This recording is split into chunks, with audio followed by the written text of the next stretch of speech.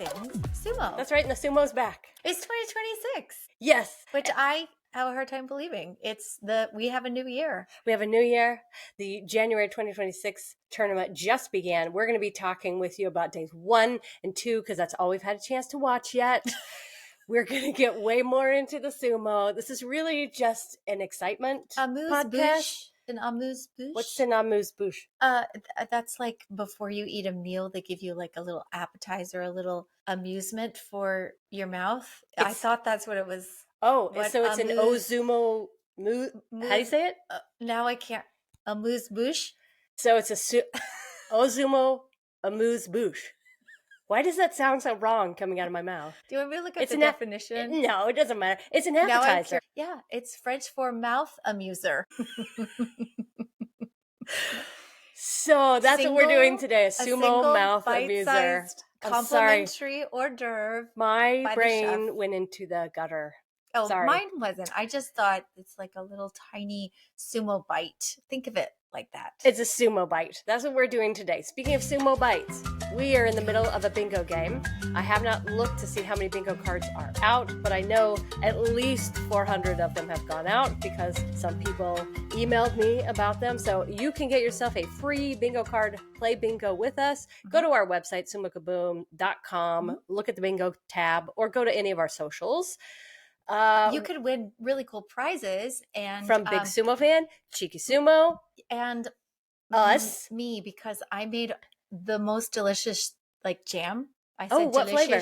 Delicious jam. Amuse-bouche jam. I made it's lemon. What is it? Lemon orange marmalade with a hint of, I think, cinnamon in it. I'm not sure, but it sounds delicious. It was delicious. It's gotten high reviews. So I've got a jar of that for the next winter. So we will ship that around the world. So you want to play, and the game is free to play. Look at our rules, and you could be a 2026 bingo winner. That's right. We're also giving away some sumo calendars. They're not the official JSA calendar. No. This is a calendar made by a person just like you who went to the Basho, took some amazing photographs, Stephen Curran, and made us these gift calendars that he sent to us. And those of you that are watching on YouTube, it's got Aonishiki on the cover, and it says Kyushu Basho 2025. And look, it's Hoshoryu for January. That is just really beautiful. But it's a full 2026 calendar. We're going to give these away as bingo prizes. And also, we're going to draw some names from anyone who has donated to us in the last year. We're just going to start picking winners from the list and sending you this calendar. That's just right. For fun. I know they're really great pictures. Yeah. And I think he's like a hobbyist, but these are really amazing pictures. These pictures came from Ionishiki's kind of coming out bashos. They're really, really amazing and beautiful. And you can put them on a little stand and turn them over each month. It's great. Yeah. Thank you, Stephen Curran, for sending us these. And so we can share them. We're going to give those out to, anybody who has donated to us in this last year. But we also still have a Takake show retirement merch prize to give out this month. So it's still not too late. Go ahead and maybe you could be the winner of some of that really cool one-of-a-kind Takake show merch, retirement merch. If you want to do that, go to coffee.com/Sumo Kaboom. Yeah, awesome. Do we have any news?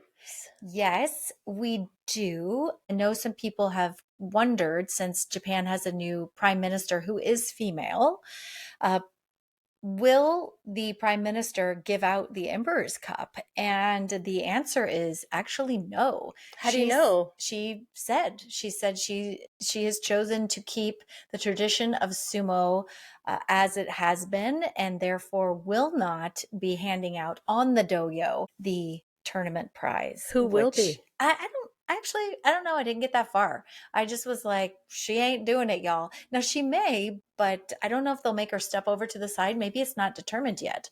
I don't know. You want me to look it up? No, it's okay. We're going to find out in a few days. Just like 14 days, something like that. So we'll find out. The American in me really hoped that she would. But I completely understand. It's not the tradition. Yeah, and she seems It's like okay. she's a pretty traditional gal, so I kind of expected that sort of Mm, sticking to tradition kind of thing. She's not going to ruffle feathers by wanting to do that on the last day. yeah. What else? Oh, did you watch that funny video of Ichi Yamamoto who is running afterwards, just like bolting out the door? Yes. So apparently, I think on day two, he has on his own decided to time himself, and he's just got the fastest record yet of time it takes from when he wrestles to when he gets home. So he leaves the dojo and he immediately goes back. He said he skips the shower. He did put his feet in the bath, Okay. and then he got his clothes on, and then he bolted out the Sorry, Kokugikan. this is funny. And there's a hilarious video of him running full speed ahead. And then his poor Skibito is like behind him, like jogging with his stuff. 4 minutes it took him. That's the record. He beat it. 4 minutes it takes him from the end of the match to get home. Whatever it takes to keep yourself involved, keep I yourself energetic about your sumo. I just love him more and more I every adore day him. for his unique personality. Yep. I watched that entire documentary about him and what he does, and them they're shopping, and he's at the aquarium and he's buying plushies, and he went to IKEA and he puts together a shelf. I know this sounds really mundane, but it's just so darn delightful to spend that time watching Ichi Yamamoto, who is just the absolute best. So we'll cheer him on and we'll see if he breaks his record for the rest of the tournament. Let's just jump to the sumo. That sounds great to me. Okay. First of all, it's just so nice to have the sumo back. One of the joys of day one. First of all, I missed the Aonishiki, the big huge. Da, da, da, Yes, da, and if you don't know da. what that is the music that accompanies a new portrait being displayed up at the top of the Kokugikan, and it's Aonishiki for the first time. I was looking forward to seeing that, but I missed it. Yeah, it's whoever wins the last tournament gets their big old portrait revealed around the top of the arena. So the music is my favorite. It's just pure half steps on a synthesizer and it remains the same. But the picture of him, he looks so good. He looks a little heavier and he looks ever the picture of a beautiful sumo wrestler. He's like blue and his eyes are sparkling and he looks strong. I mean, he might be, well, he definitely beats Sweet Onosato in photogenic capability. Well, I'm just glad he's up there. I don't want to have. I mean, Onosato's amazing, but I don't Yes. want to have the entire ceiling of Onosato. Right. You know what I mean? Right. You We need need some variety. variety. Yeah. Yeah, so it's really nice to see him up Unless there. it was Onosato with like different versions of like crazy eyes. I was gonna say like the GQ pose. Yeah. Or He could like, give us some different poses, and then I might be interested. yeah, or like a leather jacket, like a leather jacket Yes, over one shoulder, yeah, that kind of thing. lounging around in bed. The Oh, Burt Reynolds. what is wrong with my brain today? I don't know. It's kind of broken. Sumo. Yes. We got our first peek of Asa Hakuryu and Hatsuyama. Thank you very much. I just said those two names, and I thought that sounded I really good. was about to say those sounded really, really good. Thank you. Been working on it. Asahakuryu Yep. and Hatsuyama. Hatsuyama. Okay. Two new guys to the top division. And in this fight, see, I just kicked myself in the butt. It's only because I complimented myself and my Japanese that now I can't do it. Asa Hakuryu, Asahakuryu. yep, got his two hands on Hatsuyama's chest and he shoved Hatsuyama out. So essentially, it felt like Mongolia versus Japan, and Mongolia came out the winner. Pretty simple. They matched up the two newbies on day one. They did. Yeah, because they are the same. Maegashira 16 and Maegashira 17, whatever it is. But I'm mentioning it only because we got an interview from Asa Hakuryu. And he was super cute in the interview. And he said he's nervous to be fighting up in this division for the first time. He's really nervous to be up against guys that he has watched on TV. Exactly. That's so cute. That's exactly what I thought. And I was like, that's all it takes. I'm in love with you forever. Asa Hakuryu. We also got to see Asanoyama back again, this time against Oshoumi. Okay, what did you think? of Asanoyama Day 1?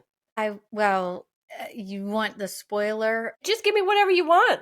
I'll just say I'm happy to see him. Yeah. I'm just happy to see him. He really has always been a longtime favorite of mine, and I have just been tracking him forever, praying for this day that he's back up. Asanoyama, though, got his first win for the first time in Makauchi in 545 days. To me, he looked a little nervous. Yes. Like maybe he overcommitted a bunch. Yes. He was fast. But he didn't win. He did not. He won on day 2. I That was the 545 days. So oh this is okay. 544 days. He's still losing at 544 days. I appreciated the energy and the quickness that I saw on day 1. I thought, ooh, that's like the old Asanoyama, but I think he just overcommitted against Oshoumi.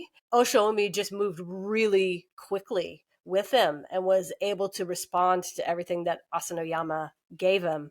Asanoyama lost with an Uwatanabe against Oshoumi. Yeah. I found it kind of surprising. I thought Asanoyama was going to take that match, but he didn't. What I remember is that, but I thought like he should have finished the position he was in. He should have finished him off because he had the advantage with the grip and he had him all wrapped up. So I found it like, a little bit sad for me to see that he was at the edge with Oshomi and then couldn't finish him off initially. And then that's what led to that secondary throw that he was victim of, right?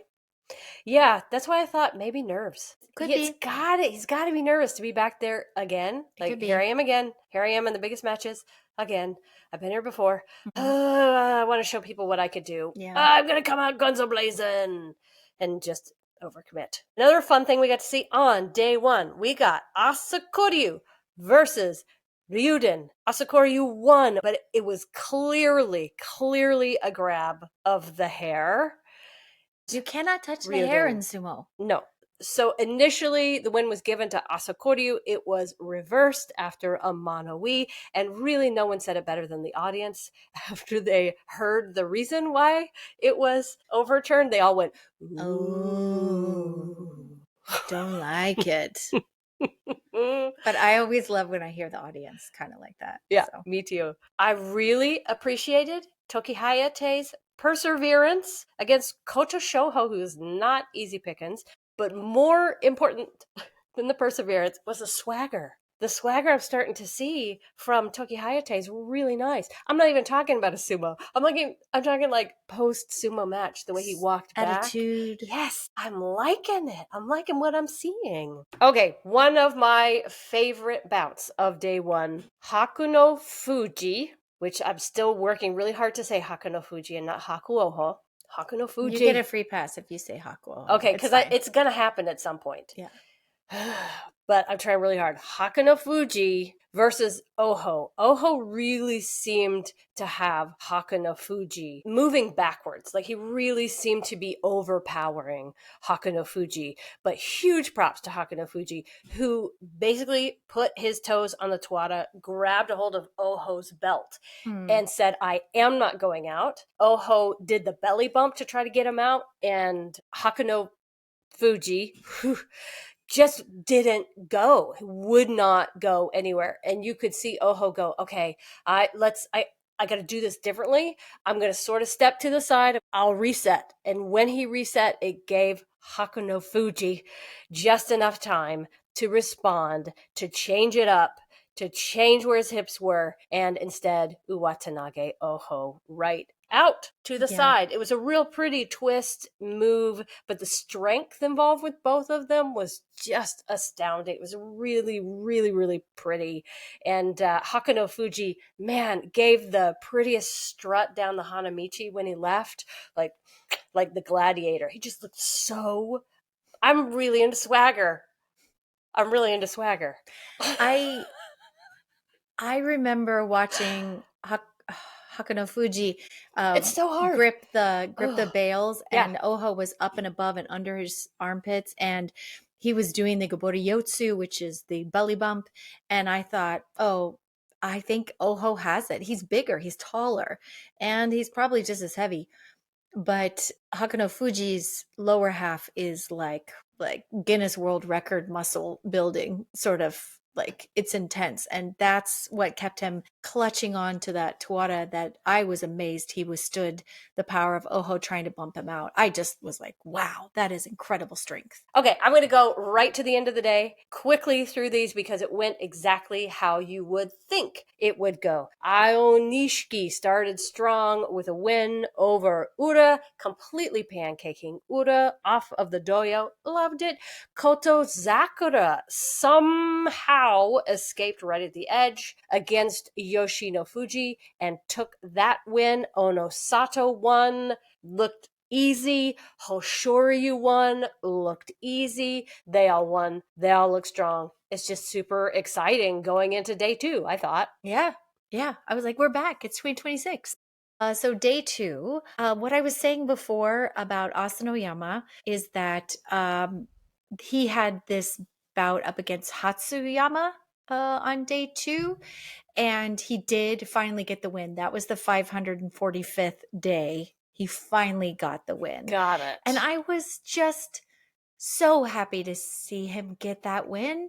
But like I said, maybe on day 1, there's just something about before, if you watched him 5 years ago, that last bit, the last finish of a bout where it's just full steam ahead, full power, that's what was lacking on day 2. That was really obvious to me because he had the advantage with the grip. He was chest to chest with Hatsuyama and had pushed him back to the edge.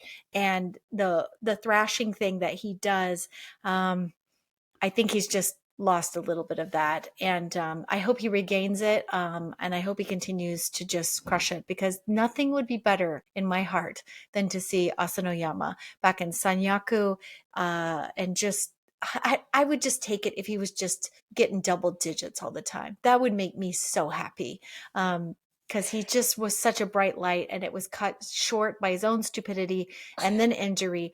But man, was he good when he was good. Well, he's probably changed up his sumo quite a bit He can't because rely on his it's the knee. knees. Yeah. So he's got to be doing that lateral movement just slightly differently for it Yeah, to be working. yeah. Hopefully he's finding his way. Let's hope. Okay, Mitakeumi beat who was it? Who was he up against? Ryuden. Ryuden, that's who he was fighting. No, you're on your own today. I have not watched day 2 yet. Oh, okay. Yeah. And So this is all new to this me. was about where I just was like, oh God, pull it out. Just come on. Do something, Mitakeumi, like win. But it was a long, bruiser of a match as you would expect with Ryuden. And Mitakeumi actually did. He won at the end. And I was like, okay, that was not an easy bout. You can see the veteran struggle, but he still got the win over another veteran. And I'm always happy to see Mitakeumi win. Yeah. Just one more tournament for him, please. Um, the most hilarious thing happened. Tomokaze won. I don't even know maybe who he fought. It was pretty good. Maybe it was Midori Fuji. I can't remember. But the best part is he ran back down to the Hanamichi and he was smiling and Skibito was standing there looking at him. And then there's kind of some people's heads that are in the frame. And then you just see him like slip like he slips on a banana peel. Oh no. And he hit on his butt so hard. But the best part about it is that he got up and just laughed so hard at himself for biffing it so incredibly hard in the Hanamichi. But he must have stepped on somebody's slip, like sweat, but he just slipped. I mean, like a comical cartoon Oh, that's banana hilarious. peel. So props to him for maintaining that composure, but also having a good laugh about it along the way. It's truly like it's my level of wipeout. It's amazing. And it's just I was like, we're all human, aren't we? Fujinokawa, God, I love this kid. I know. And he's 20 years old and he looks like he could be, I don't know, 35, 40. He just looks old. He has an older look to him. So I always think he's like a veteran. He's not.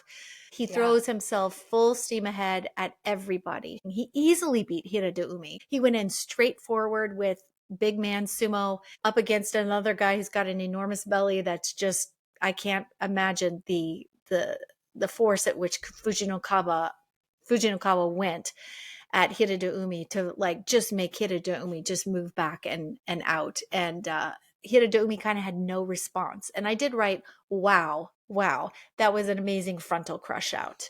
I've said this before, but the very first time I remember anyone talking about Fujinokawa was in our Aonishiki episode, in our Mm-hmm. interview with him, Mm-hmm. where he said that Fujinokawa is his favorite person to spar with, his Yeah. favorite person to train with. Yeah.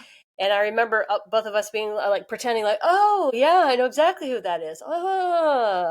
But Yeah. now when I watch him fight, I can see exactly why. Yeah. The guy puts 140% into everything he does. So who wouldn't want to train with that? He's going to bring it every day. Yeah. And he brought it in the ring. He crushed Hiera Umi, who I also love. Let's see. Hakuno Fuji versus Wakamoto Haru. Hakuno Fuji had a really great tachiai. He moved Wakamoto Haru back and to the edge. And as Wakamoto Haru resisted, he cleverly, Hakuno Fuji backs up and then pulls Wakamoto Haru down and into his belly on the dirt. So that was clever. One of my, speaking of the Waka brothers, his brother up against Takayasu had a very long match. Wakataka Kage? Wakataka Kage, not the other one. I was like, well, We I just never want to make talk. sure. There is another one, but yes, like, but I haven't watched day 2, so I just want to make sure I'm picturing in my mind. yeah, exactly Wakataka Kage. Okay, who lost on day 1, coming back for day 2, and he's against Takayasu. Got it. Yes. I'm with you now. Yes. And Takayasu they both had incredible defense. And it was really a match of just who's got more endurance. And I was surprised to see how hard it was for Wakataka Kage to move Takayasu anywhere and for Takayasu to actually be able to improve his grip. Both men wiggled their hips and kept the other guy from getting the grip that they wanted.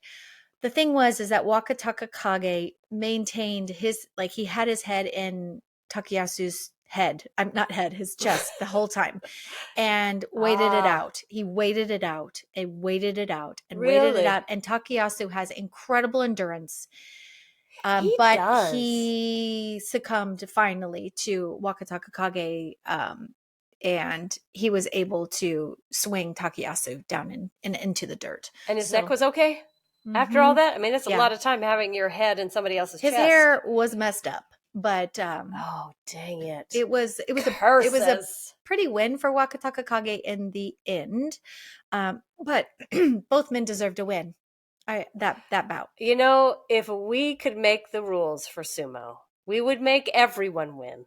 Yeah, that's true. All the time. Takayasu got a very admirable second place. Everyone would get a prize, and everyone would win all the time, and then no one would watch sumo. I know, because it would be pretty predictable. The Ura Kotozakura bout was interesting because Kotozakura again complete domination of Ura. Love it. I was kind of surprised, and Ura hit a brick wall. Oh, I love it. Like, Kotozakura was like, you shall not move me. And he did not. So that was nice. The best bout of the day, in my opinion, was Yoshino Fuji versus Aonishiki. Really? Okay, yes. And one thing to remember, Yoshino Fuji has actually beat Aonishiki 3 times. Yes. That's the record. He has beat him. Aonishiki's never beaten him, right? Mm-mm. Yeah. And so you'd think he'd beat him again. But as they start, they have a huge tachiai between the two of them. 2 young, sporty, strong guys having a big, beautiful tachiai. Yoshino Fuji goes in and gets under the pits of Aonishiki. And what he does, I imagine this is probably the game plan he's had all the other times, gets in there with the little hands and then reaches under those armpits. Big hands? Well, on the TV they look small, but they're probably huge. And he gets under the pits and you can see him going, lifting up an Aonishiki. Get your chest up high. But Aonishiki is very well grounded and his core is insane. So this is not easy, but apparently Yoshino Fuji in the past it's probably worked for him. So what was interesting about that, though, is that Aonishiki did get backed up and he was to the edge. And so then with some real quick thinking, he's got his arms up above. He goes in for a kubanage. Who? Aonishiki does on Yoshino Fuji. Okay. And he's got Yoshino Fuji's head, and then he turns backwards and throws a beautiful kubanage. They both fly through the air, like a croissant, and like a flying croissant. Like a flying croissant. Okay, I'm with you. And I like this image. What happens is Yoshino Fuji falls first. Well, Aonishiki put his hand down to blunt because he was going to hit head first into the doyo, Oh, no. into the clay. And so the match was called for Aonishiki originally because he did throw the kubanage.